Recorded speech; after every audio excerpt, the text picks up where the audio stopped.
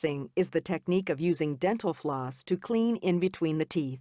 Before brushing your teeth, measure out approximately 18 inches of floss and wind each end around your middle fingers.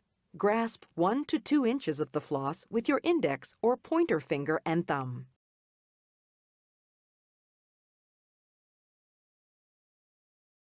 Gently glide the floss in between the teeth in a sawing motion. Use care not to snap the floss between the teeth, as this may cause trauma to the tissue.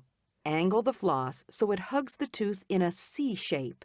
Gently slide the floss up and down the surface of the tooth, making sure it goes slightly below the gum line. When complete, angle the floss to hug the tooth in the opposite direction and repeat this step.